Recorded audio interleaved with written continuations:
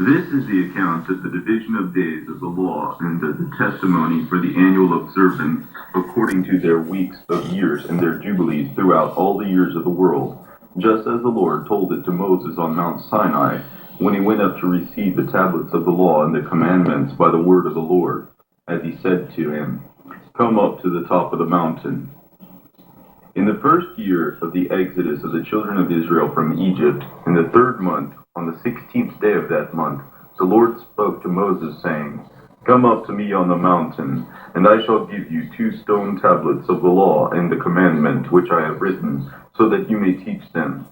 And Moses went up to the mountain of the Lord, and the glory of the Lord dwelt upon Mount Sinai, and a cloud overshadowed it for 6 days. And he called up to Moses on the 7th day from the midst of the cloud, and the appearance of the glory of the Lord was like fire burning on top of the mountain. And Moses was on the mountain 40 days and 40 nights. And the Lord revealed to him both what was in the beginning and what will occur in the future, on the account of the division of all the days of the law and the testimony. And he said, "Set your mind on everything which I will tell you on this mountain, and write it in a book, so that their descendants might see that I have not abandoned them on account of all the evil which they have done to instigate transgression of the covenant which I am establishing between me and you today on Mount Sinai for their descendants. And thus it will be, when all of these things happen to them, that they will know that I have been more righteous than they in all their judgments and deeds, and they will know that I have truly been with them. And you, write for yourself all of these words which I shall cause you to know today, for I know their rebelliousness and their stubbornness before I caused them to enter the land which I swore to their fathers, Abraham, Isaac, and Jacob, saying, I will give your seed to a land flowing with milk and honey. And they will eat and be satisfied, and they will turn to strange gods, to those who cannot save them from any of their affliction. And this testimony will be heard as a testimony against them. For they will forget all of my commandments, everything which I shall command them, and they will walk after the Gentiles, and after the defilement and shame. And they shall serve their gods, and they will become a scandal for them, and an affliction, and a torment, and a snare.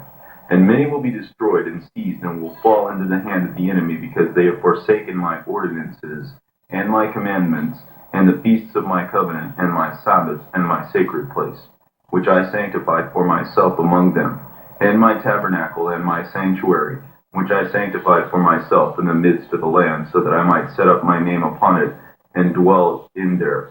And they will make for themselves high places and groves, and carved idols, and each of them will worship his own idol, so as to go astray. And they will sacrifice their children to the demons, and to every work of the error of their hearts. And I shall send to them witnesses, so that I might witness to them, but they will not hear, and they will even kill the witnesses, and they will persecute those who search out the law, and they will neglect everything, and begin to do evil in my sight. And I shall hide my face from them, and I shall give them over to the power of the nations to be captive, and for plunder, and to be devoured. And I shall remove them from the midst of the land, and I shall scatter them among the nations. And they will forget all my laws, and all my commandments, and all my judgments. And they will err concerning new moons, Sabbaths, festivals, jubilees, and ordinances. And afterwards they will return to me from the nations with all their heart, and with all their soul, and with all their might. And I shall gather them from the midst of all the nations. And they will seek me, so that I might be found by them. When they seek me with all their heart and with all their soul, I shall reveal to them an abundance of peace and righteousness. And with all my heart and with all my soul, I shall transplant them as a righteous plant.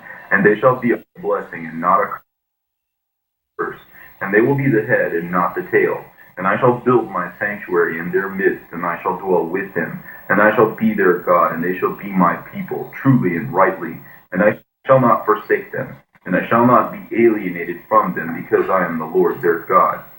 And Moses fell upon his face and prayed, and he said, O Lord my God, do not abandon your people and your inheritance to walk in the error of their heart, and do not deliver them into the hand of their enemy, the Gentiles, lest they rule over them and cause them to sin against you.